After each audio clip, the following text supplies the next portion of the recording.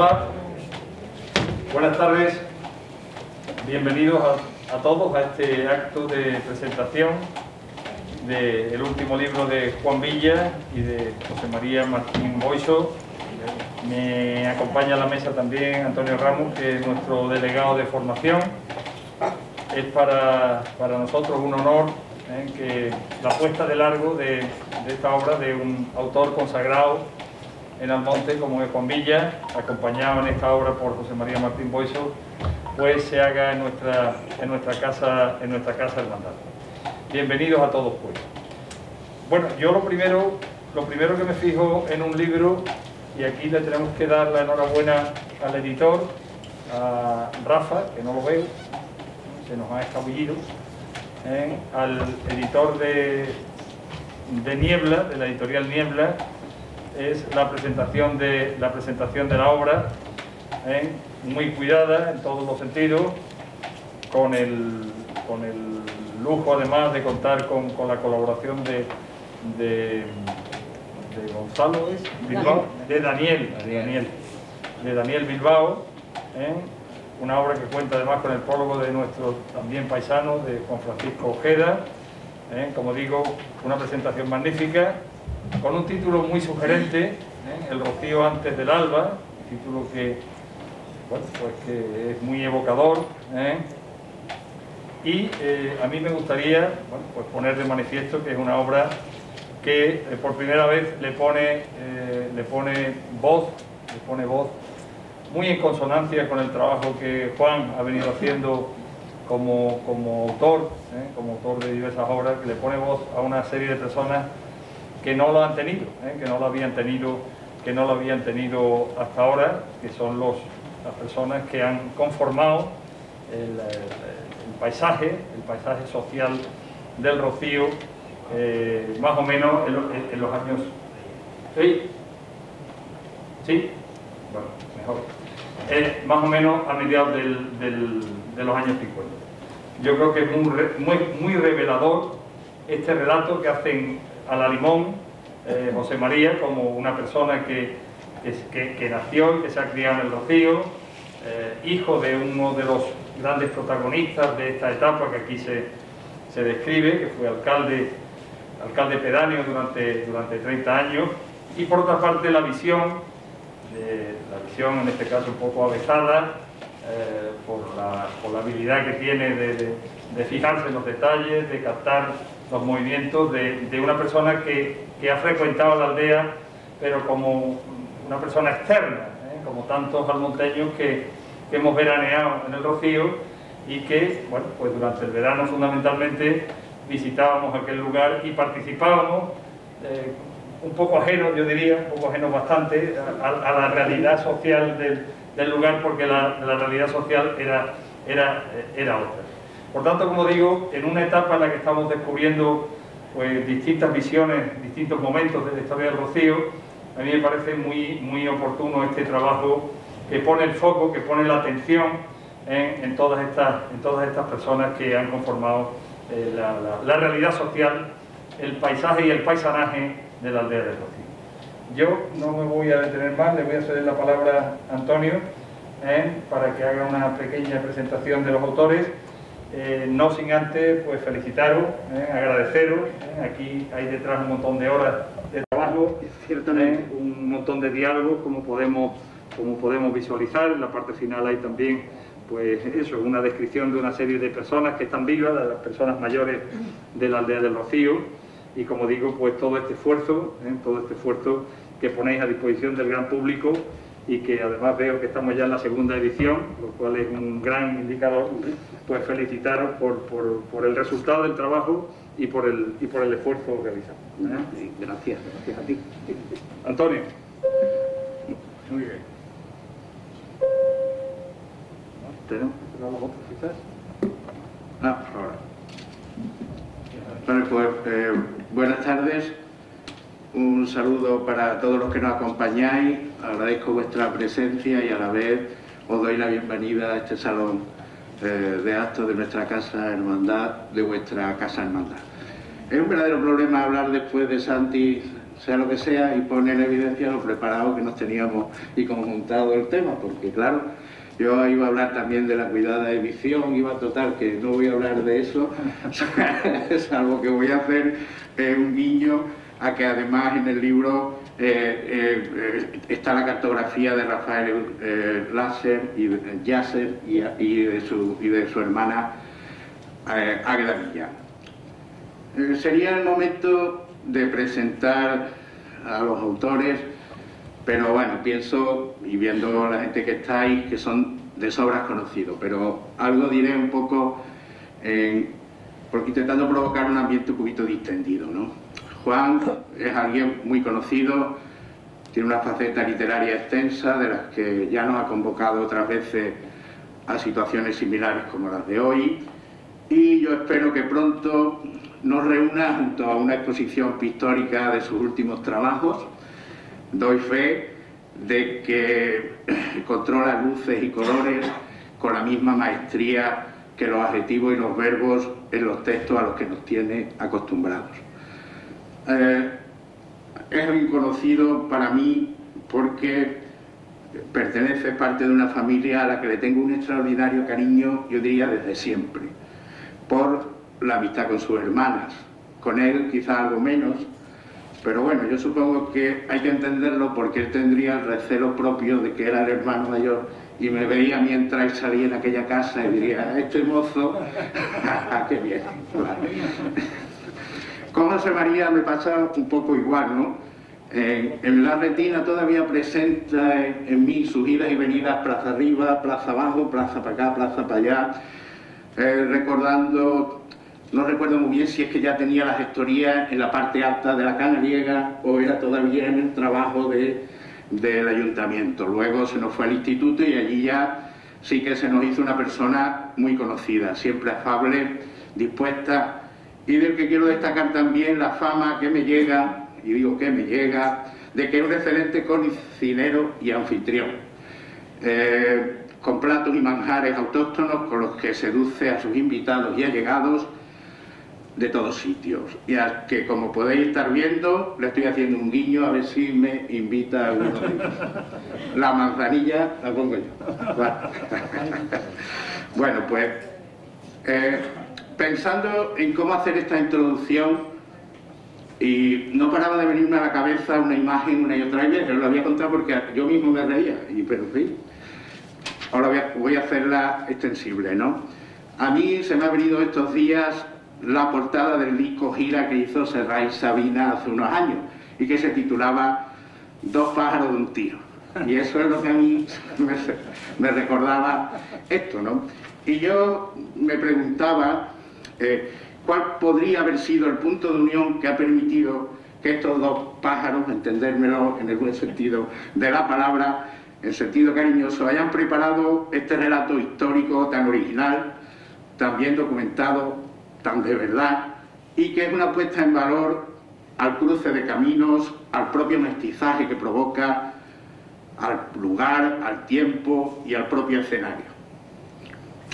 Dándole vueltas al asunto de qué es lo que los ha podido unir, yo llego a una conclusión que seguramente no es acertada, pero bueno, dará pie a que ellos nos cuenten, y es que al fondo lo que los une es que son dos románticos, yo diría dos románticos empedernidos, aquejados de un mal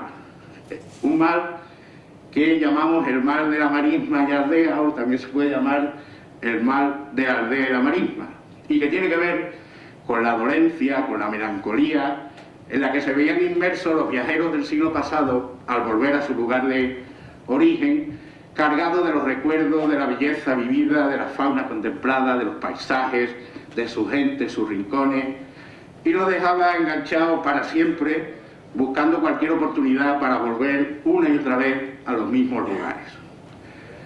Aprovecho para deciros que esta enfermedad que yo digo que tienen estos señores es contagiosa, así que guardar la distancia oportuna. Vale.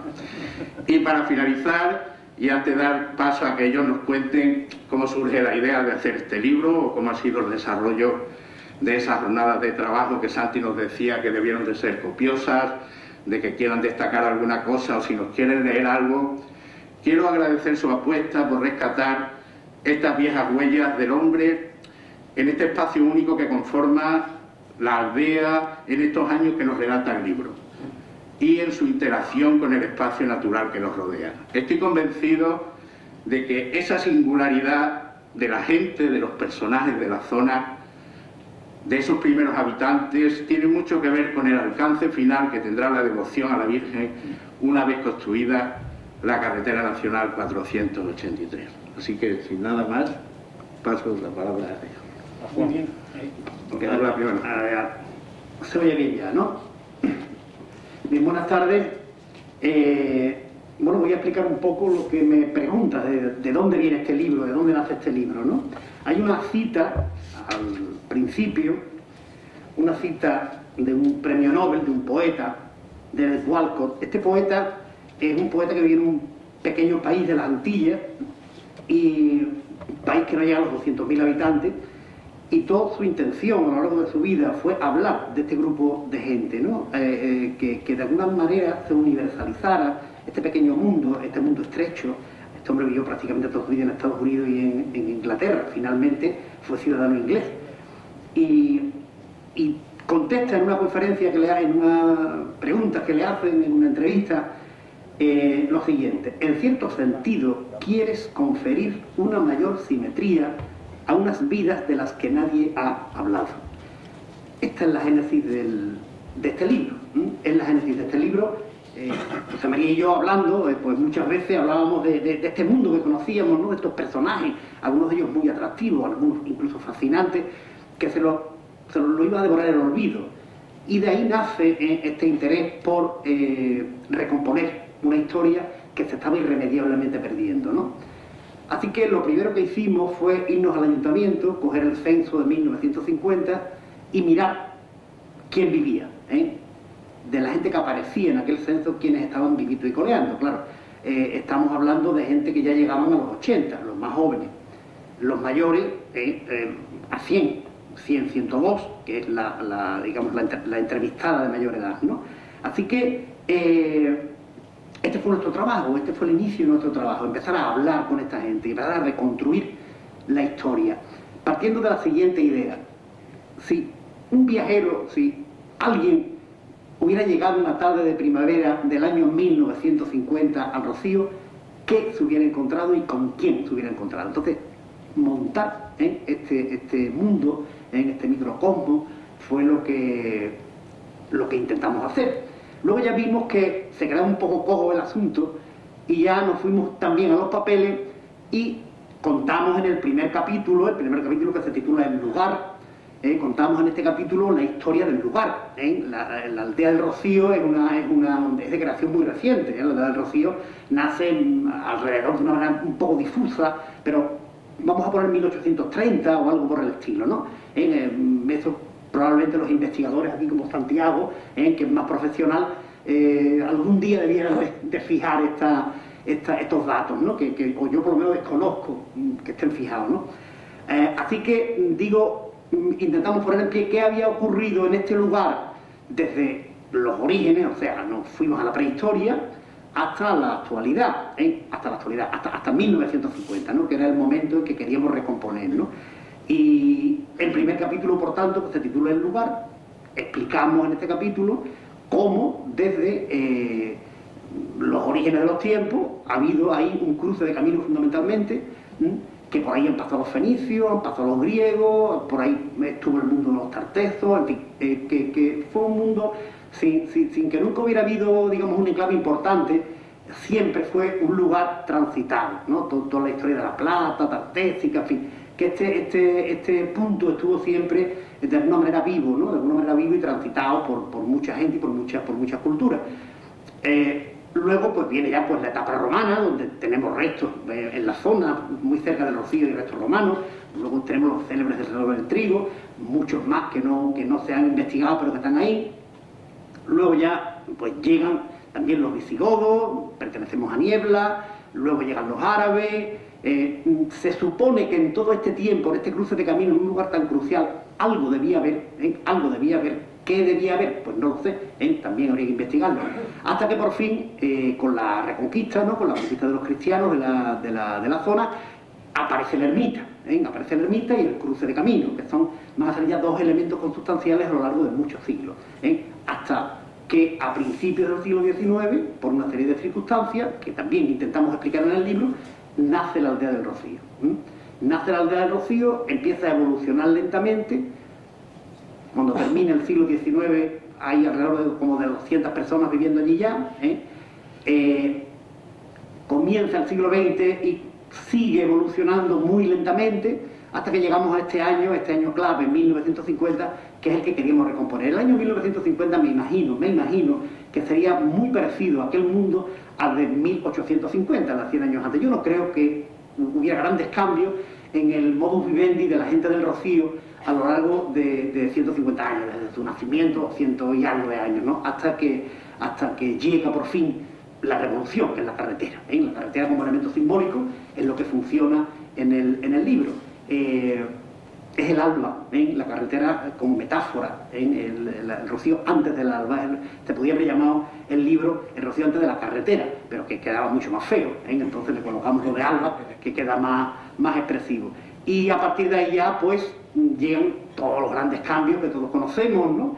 Y también ahí termina nuestra investigación, ya es un mundo totalmente distinto, que habría que verlo desde perspectivas muy distintas, infinitamente más complejo que este, ¿no? Que es un mundo mucho más sencillo. Y bueno, y ahí cerramos un poco la historia, ¿no? En esta visita de este hombre en 1950. Luego nos alargamos un poco también a la década de los 50, principios de los 60, y analizamos algunos fenómenos importantes, el nacimiento del barrio de las Gallinas, que tiene unas connotaciones muy interesantes, Pinichi, que era el lugar donde se iba a divertir la juventud del Rocío. Por primera vez en la historia del Rocío había un lugar, bueno, que era el real, en realidad, era la acera que estaba con acerado, la redundancia, que es donde iba la gente joven más o menos a conectar, a ligar, a hacer lo que tuviera que hacer, a echarse novia y novio. Y algún fenómeno más de este tipo, que fueron de alguna forma los que anunciaron este cambio. Dicen los historiadores que todos los grandes cambios están anunciados siempre. Hay algo, ocurre algo, está ocurriendo algo en el lugar que parece que está previendo que aquello va a cambiar, que aquello ya no va a ser lo que era. Entonces la llegada de la carretera, antes de la llegada de la carretera ya hay una serie de marcas, hay una serie de marcas que parece que están diciendo este mundo se ha acabado y ahora viene otro. Así que hasta ahí es donde llegamos, ¿no? Y ya cerramos el libro con una serie de entrevistas. Hemos hablado con todo el Rocío, ¿no? Con mucha gente mayor, bueno, gente también de nuestra edad, en fin, de todas las edades. Pero, bueno, alguna gente nos ha dado, digamos que unas informaciones muy bien, muy eficaces, ¿no? Para lo que estábamos haciendo. Y hemos transcrito de una manera muy libre estas entrevistas. No son entrevistas al uso de preguntas-respuestas, sino en lo que después de haber hablado los dos, no una vez, sino 14 veces con la misma persona, hemos reconstruido lo que esta persona nos ha dicho desde su perspectiva, ¿no? Y ahí cerramos el libro, hasta ahí llega la historia. Y como decía, ¿no? Y con el poeta que citamos al principio, nuestra intención fundamental era darle voz a quien nunca la había tenido, hablar de gente de la que nunca se había hablado y que probablemente nunca se hubiera hablado, y que si este libro cumple la función no ya de que hayan hablado algo, sino de que se anime a alguien a seguir hablando con ellos y a escribir un libro mejor que este y el doble de gordo, pues estupendo, entonces habíamos cumplido nuestro empeño, ¿no? Así que, bueno, hasta ahí podemos entrar en algunos más detalles y tal del libro, pero bueno, quizás mejor que José María explique. Yo hablo del libro, hablo de la realidad, ¿no? Porque claro, mi conocimiento de todo esto es muy tangencial.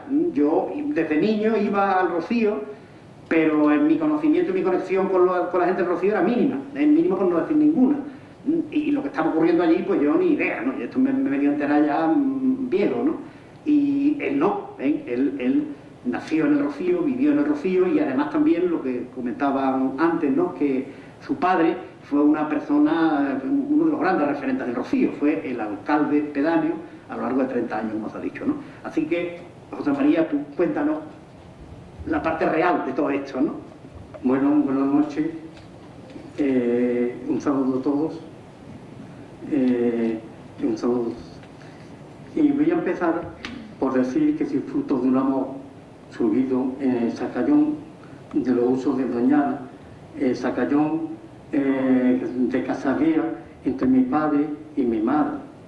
El Sacallón de Casavea se conocieron mi padre y mi madre, Pedro Martín Bañi y Manuel Moizo Sánchez. Se conocieron y soy fruto del amor de ese. Y soy José María Martín Boizo. Quiero expresar unas palabras de agradecimiento a Juan Villa para serme coautor de este libro.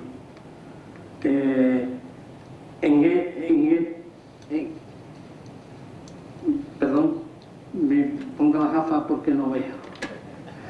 En todo esto del libro he de reconocer que soy un hombre con suerte, por muchos conceptos. El primero es que nací en el Rocío. El segundo, ¿quién iba a decírmelo a mí en aquellos años que fue el de nacer en una choza? En unas chozas de las de antes, no las de ahora. En aquel Rocío que describimos en la obra. Pero la mayor de las suertes es la de ser amigos de Juan Villa. Desde que nos conocimos en el seminario de Huelva, cuando éramos más que unos chiquillos. Desde entonces hemos compartido esas muchas cosas y muchas aficiones. Y un gran amor por esta tierra tan bendita que tan poca gente se ha interesado nunca en conocer desde dentro. Yo tenía esa información y las ganas de contarla. Juan tenía la información de los que vienen al Rocío que no viven en él y la maestría para escribirla. Así que juntamos nuestras habilidades y nuestras ganas.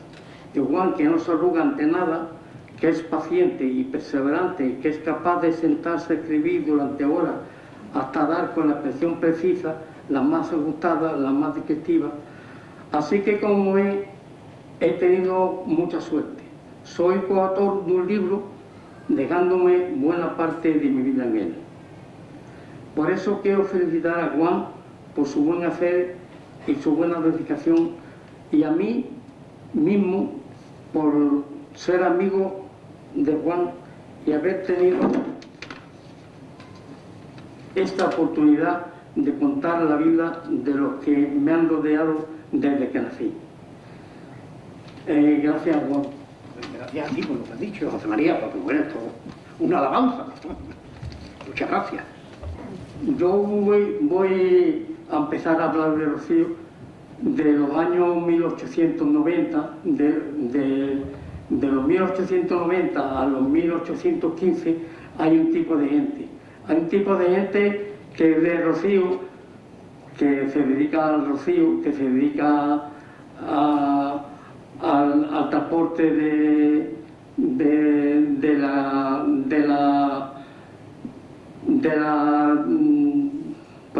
fruta, como es Matías Calavera y Matías La Lionia.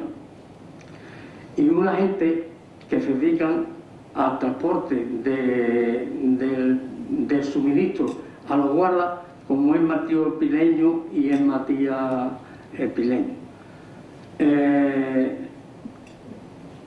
Yo quiero también expresar mi gratitud a la gente que nacieron en el 35 o 50 por utilizar la marisma como referente para la cría de ganado de cerda, los cochinos, que se criaban en la marisma en el lugar desde la Vera hasta Luces de la Yegua, hasta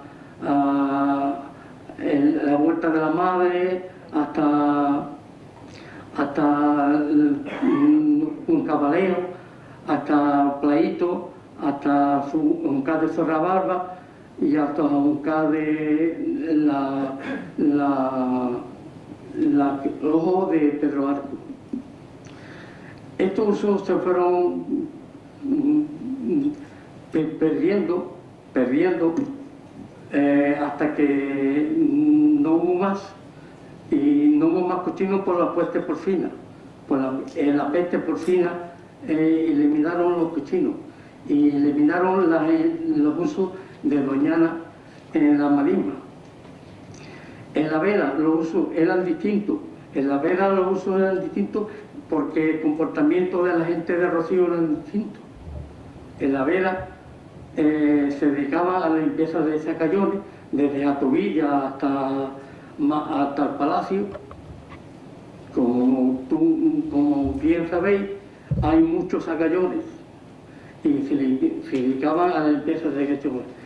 Y se dedicaban al pastoreo a la piña y a la apicultura, y se dedicaban la gente de Rocío a estos menesteres. Y una cosa que tengo que decir de Rocío es que la gente que nacieron desde los años 25 hasta 50 tuvieron que emigrar. Tuvieron que emigrar porque Rocío se había acabado los usos de doñana, porque se habían acabado los usos marismeños, porque se había acabado la peste porcina, porque se había acabado los usos de doñana, porque se había acabado en la miel, porque se había acabado el pastoreo, porque se había acabado el carbón, porque se había acabado la piña, y tuvieron que emigrar a Alemania, como fueron Medina, Miguel el Pingú, la familia Pingú, los tres hermanos Pingú, Martín Pató, etcétera, etcétera. Los que nacieron del 30 al 50 no corrieron la misma suerte. Los que nacieron en el 50 en adelante tuvieron la suerte de vivir el Rocío con los cambios propios de la aldea. Y los cambios propios eran que vino la luz, que se terminó la iglesia, se derribó la iglesia, vino la luz, vino la carretera, la 483, y ya está, nada más. A mí me parece muy interesante en este libro, efectivamente, esa línea que delimita la carretera, como se acaba de mencionar, como símbolo más claro de toda esa revolución que viene de la mano a principios de los años 50 del obispo Cantero, el primer obispo de Huelva, que cuenta en el monte con gente que es capaz de entender las posibilidades que tiene aquello, en la hermandad matriz, en el ayuntamiento, etcétera, etcétera. Se hace una alianza cuyos frutos pues todos conocemos, y que efectivamente pues todo este mundo que durante 100 años, durante 150 años pues prácticamente no había avanzado, que es una Andalucía rural profunda, que algunos hemos visto en tiempos recientes en el sur de Portugal, todavía se encuentran algunos pueblos que te remontan, pues esto cambia todo radicalmente y empieza a tomar un cariz completamente distinto. Yo destacaría también en esta obra, bueno, pues que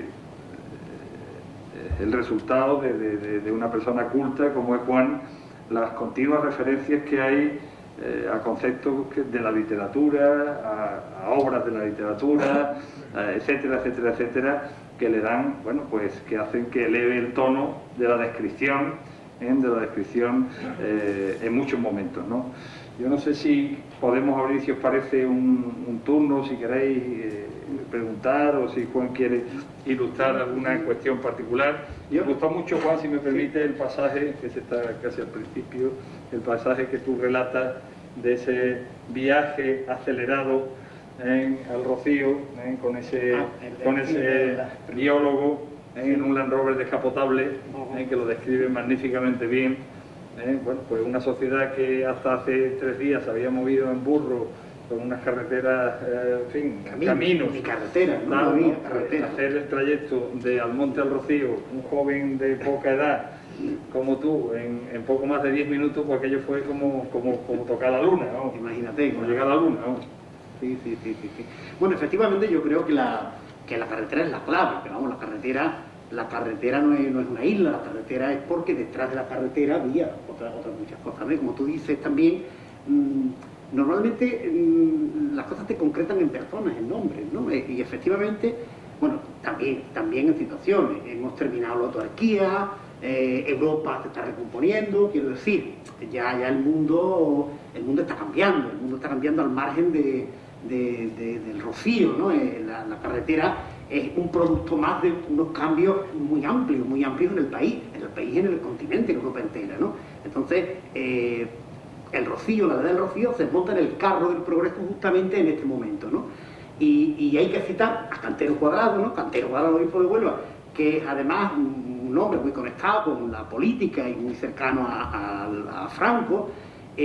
Luego en Almonte a Eliodoro Carrión, que supo de alguna manera entender esta historia, y en la hermandad matriz había que citar a Antonio Millán, que también de alguna forma es un hombre nuevo, ¿no? Es un hombre nuevo, y estos tres nombres creo que son fundamentales, estos tres nombres agrupados por todas unas circunstancias generales, ¿no? Porque claro, esto 10 años antes no se podía haber hecho, no había posibilidad. Esta gente lo que hace en definitiva es montarse en un carro que les está pasando y que tienen la visión, tienen la capacidad de decir, esta es la nuestra, y vamos allá, ¿no? Entonces, la visión es mucho más amplia, es el Rocío, es Matalascaña, es la costa, es Doñana, en fin, es todo un mundo de riqueza que estaba totalmente aislado y que estos tres nombres, a los que hemos aludido, y muchos nombres más, lógicamente hemos dicho 3, pero probablemente haya 33, hay mucha gente más que está ahí, ¿no? Sabe ver que le ha llegado su momento, ¿no? Sabe ver que le ha llegado que el alba ha llegado y que hay que echarse adelante, ¿no? Entonces, creo que la clave está ahí, ¿no? La clave de toda esta historia, ¿no? Yo he traído una imagen que en fin, dada mi afición por la filatelia, que marca muy bien, porque es una emisión de una serie de sellos que se hicieron en España en el año 54 con motivo del año mariano. Hay 4, 7, son 10 sellos dedicados a 10 vírgenes importantes de aquel momento. Estaba la Virgen de los Reyes, la Virgen del Pilar, en fin. Aquí no aparecía todavía en el año 50 y tanto la devoción a la Virgen del Rocío. Estoy convencido que si esta serie se hubiera hecho 20 años, 25 años después, en esta serie sí estaría ya un sello dedicado a la devoción de la Virgen del Rocío. Claro. O sea, esto marca muy bien la realidad. También es posible que son las vírgenes de Caipo de Llano, en fin, de alguna manera puede que de alguna forma es así, pero bueno, marca una realidad. Claro, sí. A ver, ¿alguna pregunta, alguna cuestión desde el público? ¿Alguna observación? Oiga, Hay dos manos pedidas. Bueno, yo, Juan, cuando habla de un personaje que es turco, sí, se ve que ese personaje era para escribir una novela. Sí, ya. Pues no te creas, que en ello ando. En ello ando. Un apodo un poco extraño, ¿no? Sí, hemos estado especulando de dónde le podría venir el apodo, porque a la familia no le apodan Turco, le apodan a él exclusivamente. Turco es el nombre que se le da a los perros. Se le da a los perros, a los perros de agua, estos que eran los propios de los pastores, y le daban el nombre, se le llamaban todo turco. Y yo me imagino que la similitud, por las capacidades del turco a la hora de la cacería y los perros turcos, es probable que por ahí le viniera el nombre, ¿no? Porque esta gente le llamaban los chirimías, ¿no? Era el apodo de los hermanos. Luego el otro hermano era el barbero, el que se dedicaba últimamente a alquilar las casas y eso en el Rocío, era el barbero. El otro era Manoli, que era el que tenía una taberna allí en el Rocío, y eran chirimías, no todos. Sin embargo, a él le llaman Curro el Turco. Y probablemente, eso me lo sugirió un día mi mujer Rocío, que podía venir de ahí, y digo, coño, pues es verdad. Así que creo que es muy acertado, esta observación, ¿no? El nombre de Turco, en el Rocío Turco, un perro, directamente. Era también, a lo mejor digo yo, por lo que me contaba mi madre de Turco, como era muy terrible, algo que venía de fuera, los turcos Sí. o algo así. Pero eso me parece un poco sofisticado, ¿no? Porque yo no creo que la gente del Rocío supiera mucho de Turquía, digo yo. En aquel momento, vamos, yo creo que por eso se me vino la idea de que era un hombre que se dedicaba al furtiveo, ¿no? Sí. Sí, bueno, Y que conocería la marisma como la palma de la mano. se Y describe sería perfectamente. la Eso no habilidad olvides. de los perros estos de agua que se manejan muy bien por la marisma, que de hecho por eso lo llevan los pastores, ¿no? Digo yo que por esa similitud es la que me sugirió que Sí, probablemente, hiciera vamos, te digo turco. que no le gustó en el libro porque está sido a posteriori, un día que veníamos charlando y que ¿Eh? pues lo mismo es del táctico, coño, Turco qué y lástima, negro, después o eran de añadir. lana negra o de lana marrón. Los de lana marrón eran los turcos, Los turcos, sí, y los sí. negros de lana negra, Eran moros, moro, eso es, moro. moros. Se moría. Yo, después de felicitaros por el libro, que me ha encantado, os quiero felicitar también por la elección de la cubierta. Ujú. Me ha parecido una foto Sí. magnífica. No es una foto, es un dibujo, ¿eh? Eso, un dibujo muy descriptivo Sí, de la totalmente. soledad que se podía vivir en el Rocío en aquellos tiempos, ¿no? Ujú. Una foto de la iglesia, allí sola, Sí. sin árboles que la cobijaran, sin nada, Ujú. con la marisma entrando por delante de la propia fachada, ¿no? Sí, sí. Da Sí, muy buena hombre, idea de lo que tenía que hacer vivir en aquellos tiempos allí, aunque ya hubiera algunas casas que estuvieran un poquito más para acá, Sí, pero sí. las condiciones de vida. Sí. Hombre, es que el ilustrador es muy bueno. El Daniel Bilbao es un, en fin, un dibujante y un pintor genial, ¿no? Este libro es un poco producto de un equipo, ¿eh? Que además de Daniel está el prólogo de Juan Ojeda y está mi hermana Águeda y Rafael Yacer, que han hecho los mapas, que me parece que es un trabajo perfecto, ¿eh? Estos mapas con esta perspectiva a mí personalmente me han dado mucha luz en lo que era el Rocío. A mí es que los mapas me dan siempre mucha visión de cualquier realidad, ¿no? Entonces estos mapas que han hecho entre mi hermana y Rafael Yacer, pues igual, ¿no? O sea que aquí hay muchas manos, ¿no? Muchas manos colaborando, y una de ellas pues la de Daniel, que en fin, que es un pintor inmenso, ¿no? La página 29 arranca con un párrafo que describe muy bien esta paz, este Rocío, hasta mediados del siglo, ¿no? Dice, hasta mediados del pasado siglo el Rocío era una aldea en Duermevelas, un lugar habitado por seres asombrados en pirandeliana espera, una sociedad encogida, remisa, carente de los aliños básicos que procura la civilización, como los ojos y los nocles que la circundan, recuerdos de geologías crudas, herencias de tiempos remotos en los que el mosquito Anófeles sentó sus reales y con él el mal del aire, la malaria, un espacio intemperante que no terminaba de cogerle el compás a los tiempos. Qué bonito. Sí, esto describe un poco lo que era el Rocío en aquellos momentos anteriores a la llegada de la carretera, ¿no? Y la vida de las personas que había allí, ¿no? El Sí. comentario que ha hecho mi compadre, que es muy evocador, que nació en una choza de entonces, ¿no? Claro, No, claro, no claro. las chozas que vemos ahora. Claro, en no es la el choza Rocío. del litrio. Esta es otra cosa ya, ¿no? Al litio quería yo ver la choza de... Susana. Que yo le preguntaba a José María que cuando empieza, o empezamos a incorporarnos a la aldea, ¿cómo los panzurrinos de los arichos, cómo veis esa incorporación? ¿Como un avasallamiento? No como un abastecimiento, sino como ¿Hay como algo divertido? O... como algo divertido. Algo anecdótico porque es divertido. Algo inusual.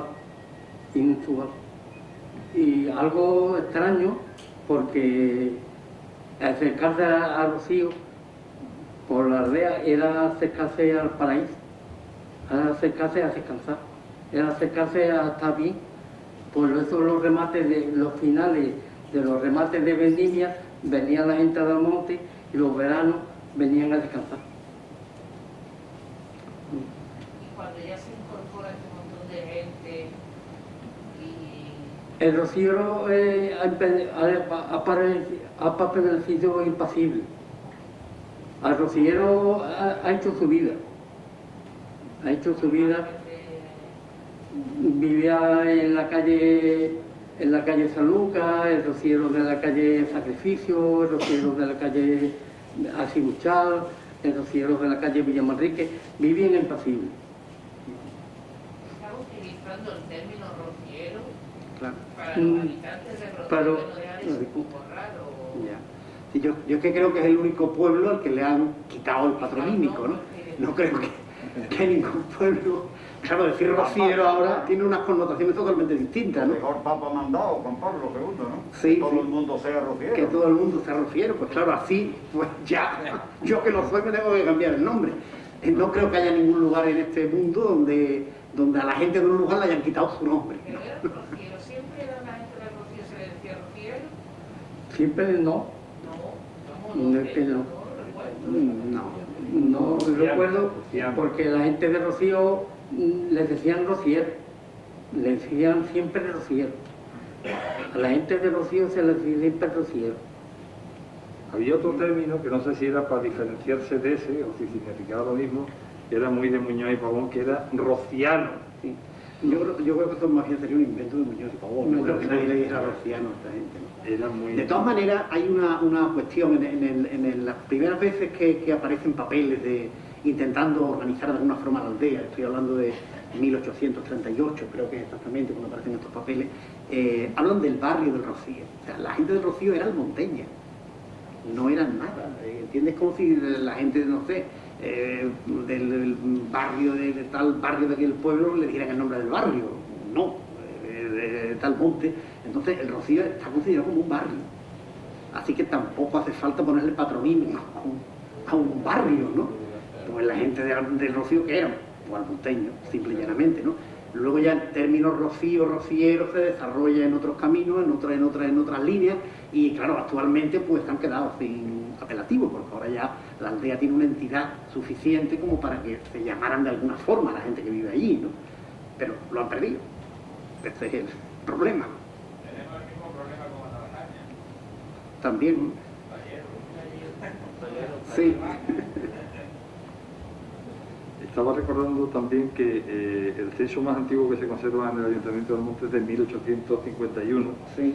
que es un censo que manejó Juan Francisco Ojeda en su tiempo, y me parece que hay censado en el Rocío, no sé si hay censadas 6 personas o a 8 no creo que llegue.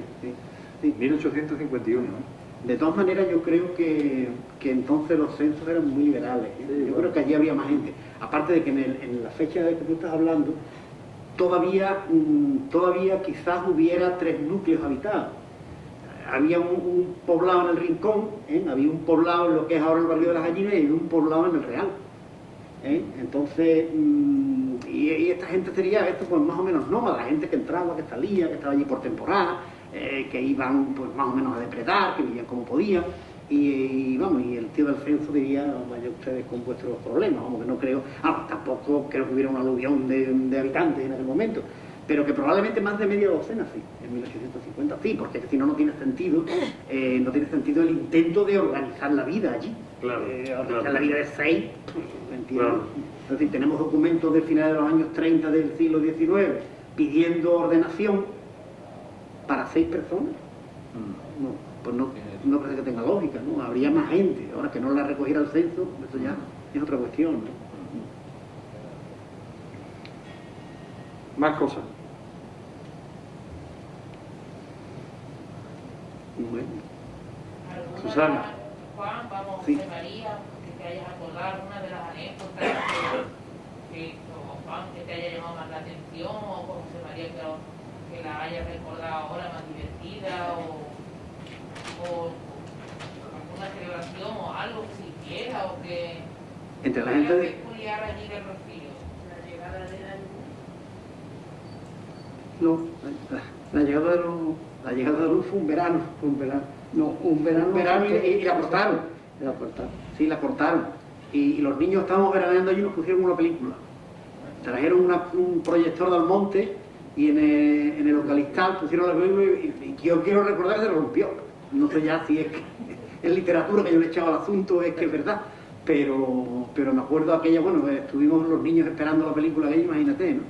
Los niños que veraneábamos allí, ¿no? Yo creo que fue en el mes de agosto.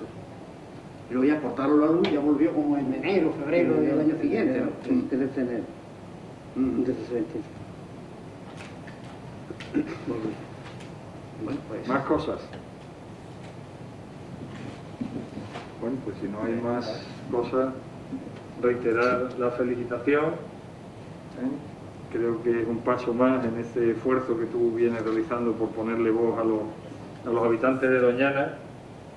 Tus distintas novelas han tocado este mundo. Aquí hay, desde luego, un trabajo de documentación histórica también muy valioso. Y yo creo que pensando en las nuevas generaciones, pues nosotros todavía hilamos algunas de las cosas que contáis aquí, por lo menos yo, las hilo con algunas cosas que yo he vivido de niño, ¿no? Pero de luego las nuevas generaciones, cuando cojan este libro quizás dentro de 5 años, no más, porque todo va muy rápido, la verdad es que es alucinante pensar que lo que hoy es el Rocío venga de aquí, ¿no? Verdaderamente alucinante. En fin, cómo ha cambiado todo, cómo han cambiado las relaciones, cómo la vida, el sustento de las personas que allí viven, etcétera, etcétera, etcétera. ¿Tú tienes algo más que añadir? Simplemente agradecer una vez más vuestra presencia y el magnífico trabajo que habéis hecho. Bueno, agradecer a vosotros habernos invitado a este marco tan espléndido, ¿no? Para presentar el libro en un lugar tan adecuado, ¿no? Como es la Hermandad Matriz, ¿no? Y bueno, y a vosotros por haber venido con la calor que hace, que hay que tener ganas. Muchas gracias.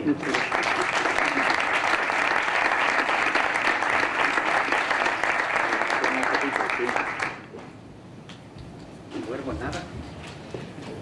Aprovecho para deciros que, si Dios quiere, el jueves que viene vamos a presentar aquí el último título de la colección Regina Roris, el libro La romería del Rocío de Manuel Xiró Rodríguez. Vamos a aprovechar a esta misma hora, a las 8, para presentarlo aquí en la Casa de la Hermandad Matriz. Y ahora, después de la salve, vamos a presentar en la parroquia el cartel que se ha hecho para la exposición que hacemos en otoño en Sevilla, Jubilar Rocío. Muchas gracias.